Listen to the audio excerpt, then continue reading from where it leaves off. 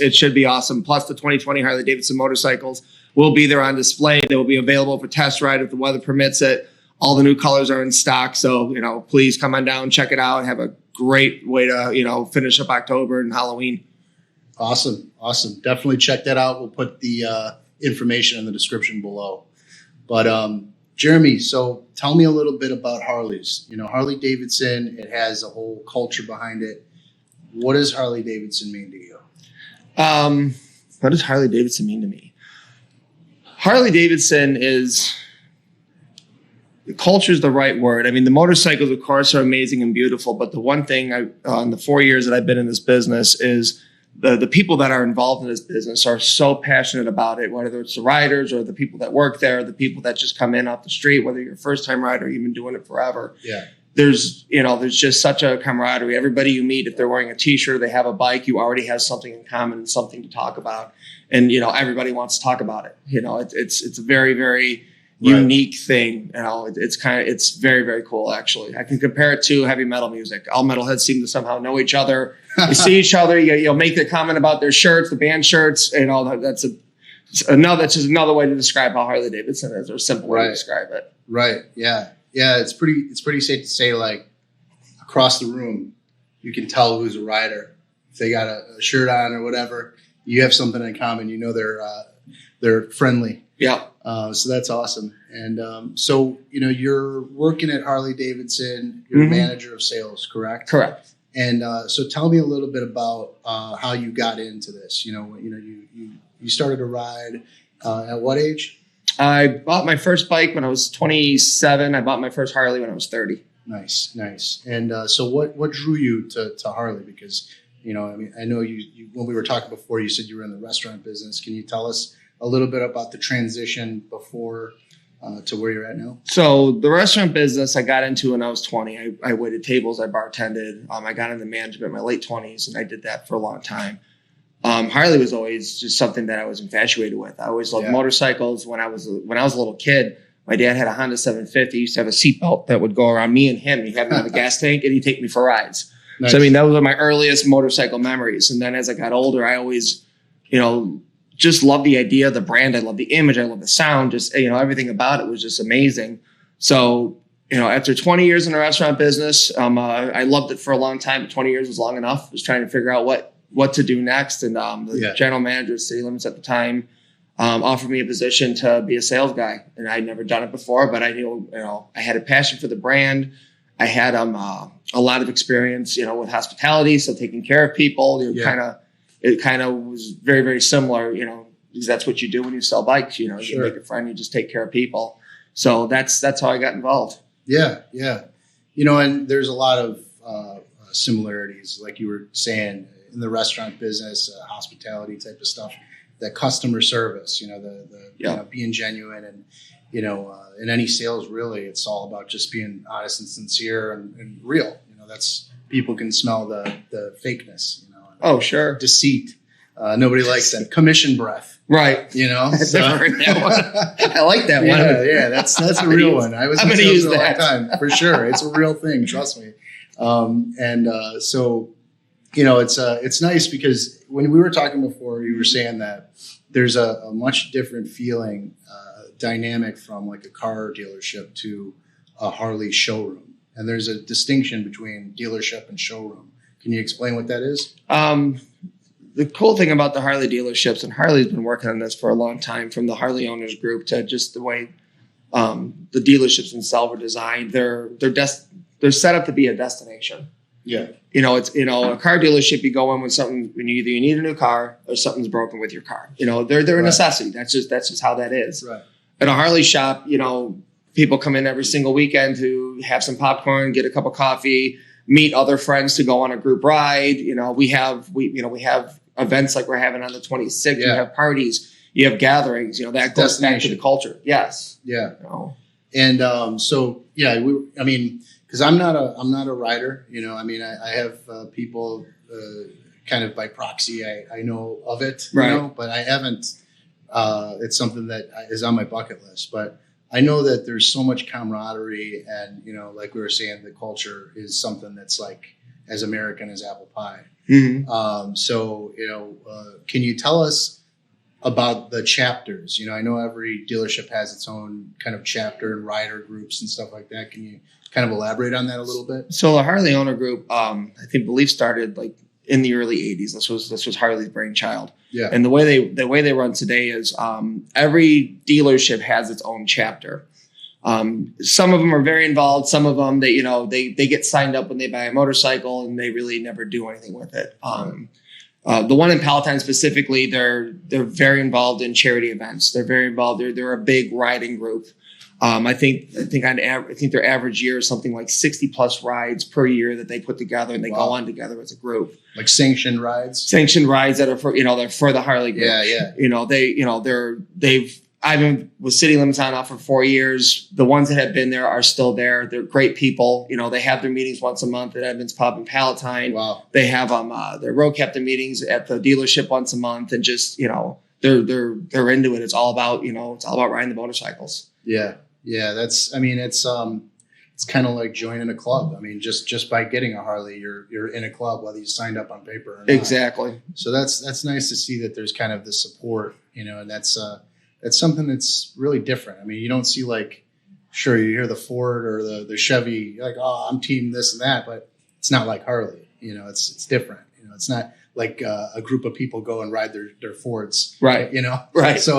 So yeah, that's an interesting dynamic there. And so the sad part about that, and tell me if I'm wrong, but it seems like the older generations are much more passionate about Harley and the culture for probably a couple reasons. Probably just because there's a cost involved. Sure. But then, I think that the culture may have changed a little bit. The younger generation seems to not be as enthused as the Harley of old, the older generation. Why do you think that is?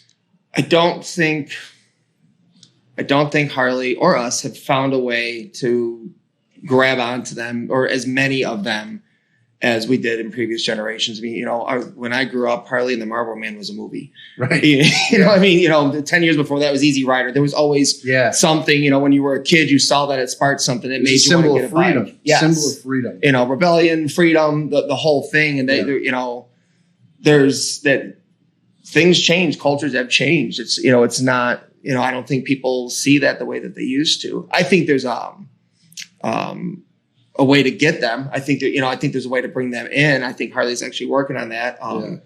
Things like Project Livewire, which is the all electric motorcycle, which has been released this year. I wanted to talk about that too. And other stuff coming down the road. I mean, they're coming up with ways. They're not sitting in their little hole going, okay, we only make V-twin Harleys and that's all we're going to make. 100 people buying them. Right, exactly. Right. The V-twins are going to be around for a long time. Guys like me, we're still going to have our motorcycles. We're still going to have our loud bikes. But, the next generation may be more excited about, getting involved in something else. And the price point, the only thing I could say about the price point on the motorcycles is they've always been too expensive. It's just, back. It's a luxury. Exactly. It's a luxury. I mean, people don't, I'm sure there's people that ride during the snow time. It's probably not safe, but. A friend of mine does, yeah. I wouldn't suggest. That's actually how I met him. Yeah. Well, I'm sure he stood out, I'm sure. Yeah. But, it's a secondary thing. It's like buying a boat, or something like that. It's a luxury thing. And it's, so. Yeah, I understand that aspect, but it's always been like that. Right. Especially in this climate. In a different climate, like Southern California, you can ride it all year round. Yep. But Sturgis is in one of the coldest climates in the nation. It's amazing, isn't it? Middle of nowhere, too. Right. So, there's definitely something to that.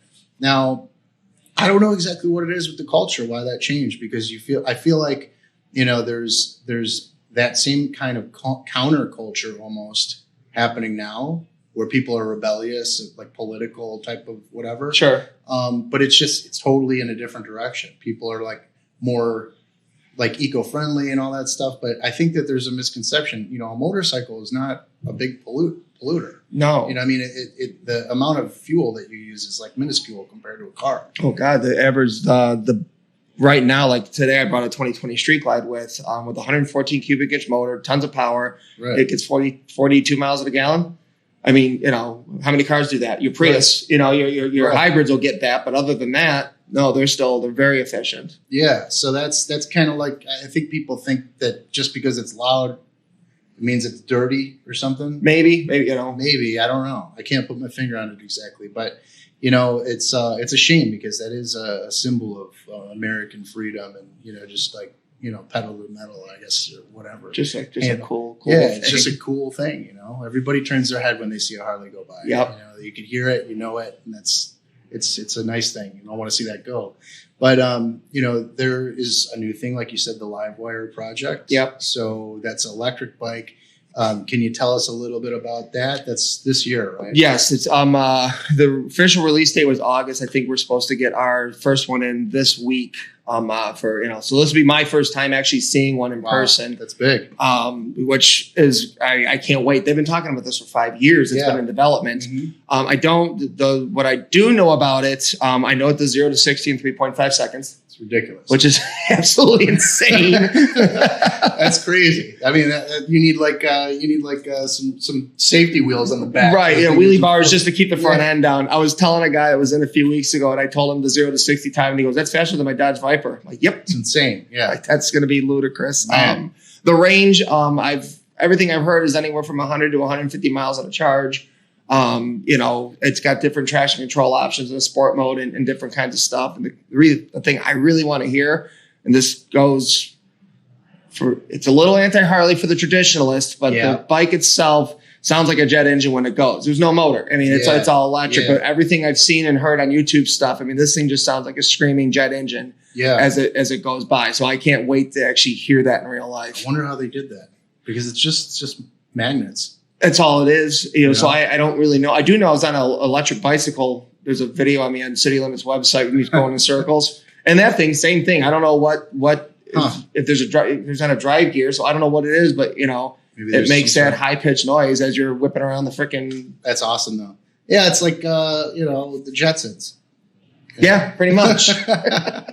But yeah, I mean, going back to like the culture of it, I think that there is going to be kind of pushback from the older generations that it doesn't sound like a Harley. You know, it sounds like something new. Well, maybe that's the solution. Maybe that's how you get the younger generation. I don't know. Give them something different. It's yet to be seen, but it's pretty safe to say that the traditional Harley isn't going anywhere anytime soon. No. So. Our beach winds will be here for a long time. Yeah. And I mean, what do you think are some of the biggest misconceptions about Harley? The biggest one, I remember you asked me this when we talked last week, but it's one that it's funny how stigma stays. They leak oil, they're unreliable, and you know, and they fall apart. And you know, and I still get people that'll come in and say that. And usually when I ask the question, I'll be like, you know, have you ridden a Harley before? I had a 1978 Ironhead. It's like, okay, in the last 40 years, it's been a while. Yes, it's been a while. Yeah. You know, really since the mid 90s and by the 2000s, the motorcycles have become so much more reliable. Just a really high quality, you know, machine. You know, they're not the days of old, but you know, it's funny how something that it was 40 years ago, 50 years ago, you know, you still hear people sit there and say, "Oh, does it leak oil? Does it, you know, is it going to leave me stranded?" It's like, no, it's just not how it is anymore. You know? Yeah. Well, that's, you know, it's good to get that out. I mean, I figure that a lot of people that come in kind of have an idea what they're getting themselves into. You know, it's not like you're going to buy a car for necessity and you're really, you know, you're buying a Harley or you're in there inquiring about it because you kind of have an idea what you want.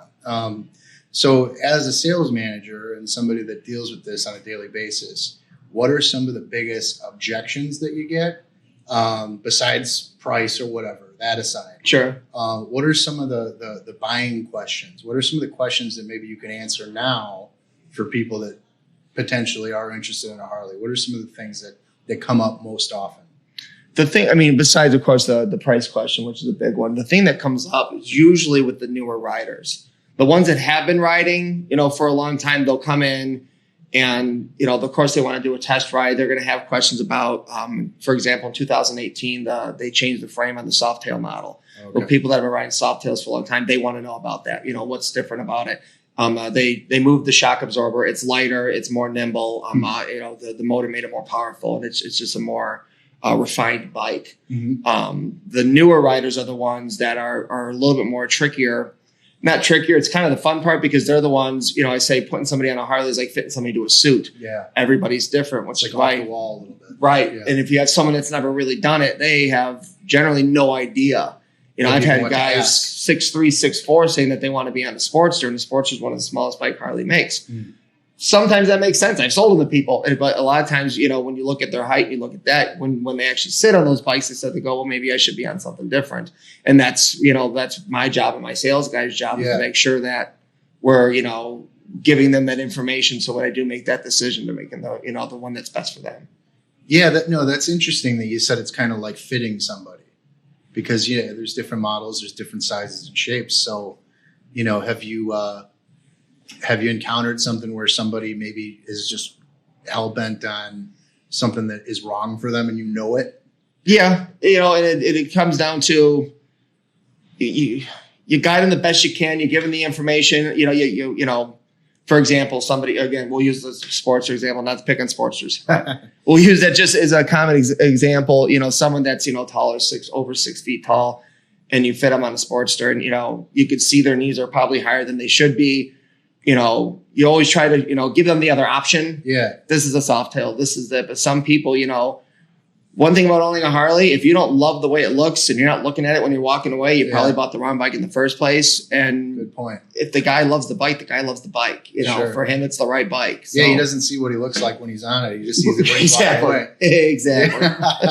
That's funny. I've done that before. I've taken pictures of the people on the bike and then just said to him, this is what you look like. Oh, wow. And it goes both ways. Sometimes it works both ways. People go, yes, no, I really want that bike because they think they look badass on it. And other times they looked at it and go, oh, I didn't think I looked like that on it. And then it's like, okay, let's see something else. So yes, it can work.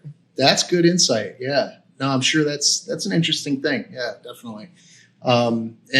So, the business aspect of it, because, you know your stuff, it's a different type of sale than selling cars or selling widgets. It's more of like a refined type of sale where it's, it's not a high pressure thing. Right. But you get people from all different walks of life that come into doing sales. What would you say is your management style? Dealing with a new salesperson, how do you motivate? How do you train them? What are some of the techniques that you use to make them a good fit? All my guys, generally speaking, the one thing I try to explain to all of them and really try to convey to them is that when somebody's coming through the front doors, you're right, it's not a car deal, so it's not a high pressure sale. The best thing you can do is to make a friend, learn about these people, talk, do they live in the area? What are they doing for fun? Why are they even here? Is it their first bike? Is it their lifelong dream to own one? Did they have one when they were in their 20s, had a kid and had to sell it? Yeah. The usual kind of, the most common things that you hear. So that's, of course, when I'm working, guys that have been doing it for 20 years, guys that started off, that's always the main thing that I try to convey to all of them is, the more, just make a friend. They're going to buy a bike. You're going to guide them to the right bike, and everyone's going to work out.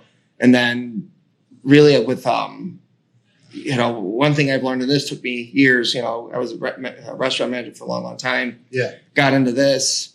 Everybody's different. Certain people I can be this quick with and go, I need this, don't do this, bam, go. And they're great with it. That's what they expect. And that's my personality. I'm very black and white, short, straight to the point. And after years of burning myself and probably losing some good people along the way, I found out that doesn't work with everybody. Right. So I've had to, restructure myself. So I, know that somebody I'm going to have to go and use the 50 words where in my head, I'm like, well, I can say this in 10 words.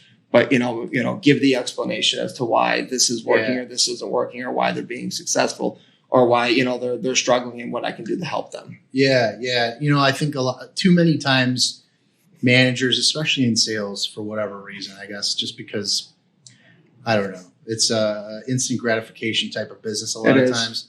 A lot of times managers they can't make, they feel like the script or the way it's supposed to be done is the way it's supposed to be done, and they don't realize that they're talking to human beings. Right. And everybody learns different. Everybody retains information differently. And, to get the best results out of somebody, when you're trying to motivate, you got to be able to relate and, connect. if you can't connect to your salesperson, how are you going to expect them to connect to a customer? Absolutely. And how are you going to be able to help them connect to a customer if you don't even know how they connect, to you? Right. You know what I mean? Yep. So it kind of goes both ways. So that's an interesting thing. Now, when we were talking, how do you motivate people? What is it that you do like in-house? Like, do you have like money? No. Well, sure. Besides money, because, money, everybody wants it, but it's like with sales, people get burned out. People need a pat on the back every now and then. People need to, go take a smoke break or whatever it is for them to kind of reset. How do you navigate that? So, well, one thing I try to do is I have a meeting every single morning. For example, if we open at 8:30, everybody meets up at the sales desk, and we kind of start our day that way. And you have your basic questions. Who do I need to call? Who do you got to call? And that kind of stuff. But more importantly, I try to just kind of like we're doing, just kind of have a casual conversation to get the day started, kind of take the edge off a little bit. For sure. If they're worried about, I need to close this guy, or I only got 3 bikes out and it's the 20th, or, kind of to let them think a little bit less about that, just kind of have a morning powwow, talk about what we're going to do throughout the day, but keep it as casual as I can to bring down that tension a little bit, because, any sales job we say it's low pressure, but it's a sales job. It's not, Right. For us, it's always high pressure. Yeah. Yeah. You guys are commission based, or is it it's a combo. Yeah. There's some money there, but of course it's not high pressure. It's not like super, super like breathing down their neck when somebody comes in. It is, because they can't live on, in order to make a living. Yes, they got to sell. Okay. We all have to sell. That's that's what we do. Yeah. That's our job.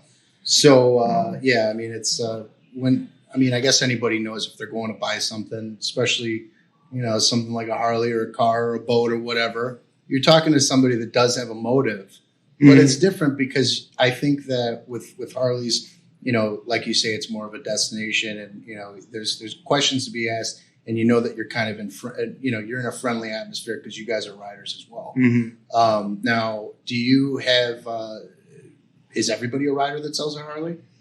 In a perfect world, yes.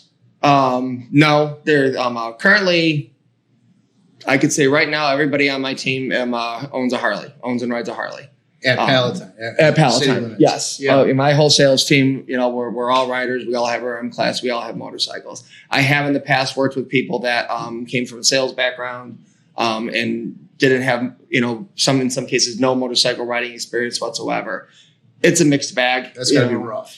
It is for it is for them, because it's you don't know how do you make that relationship right. and talk to somebody about a motorcycle, which is something that in some cases you're not only you've never been on, you're intimidated by. Yeah, Yeah, that's crazy. I don't maybe they signed up for the wrong place when they did that. Yeah, and that's usually what it ends up coming out to be. I mean, some people.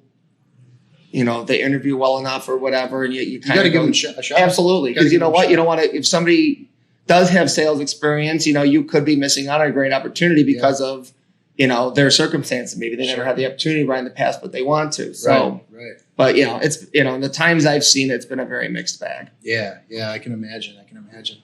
And so I mean, this is good stuff. So you have this event coming up on the 26th here, the burger tasting and the beer. Yeah. What's it called again? Wicked Burger Bash. Wicked Burger Bash. Yeah. And what time is that? That's going to be from noon to 5 on October 26th. Let's see if I can list up all the restaurants. Alley 64 in Palatine, Burger Antics, Assembly, Lodi Tap House. I'm putting too much pressure on myself. Reps and Rolling Meadows. We're here. We're here right now. Yeah, Reps right Mike, now. I didn't forget. Burger Antics, Lodi, and Frank's Originals in Lake Geneva. Beautiful. Those will be the 6 competitors. Beautiful. Yeah, we're gonna put the information about that event in the description below. And how can people find you? CityLimitsHD.com is a great way to do it. I'm at City Limits Harley Davidson. Wednesday through Monday. We're closed on Tuesday for hours, but other than that, I'm there just about every single day. Well, I definitely appreciate you coming on. Good talk. If anybody's in the market for something awesome to ride, definitely check them out. Awesome. Thank you very much for having me. I appreciate it. Yep.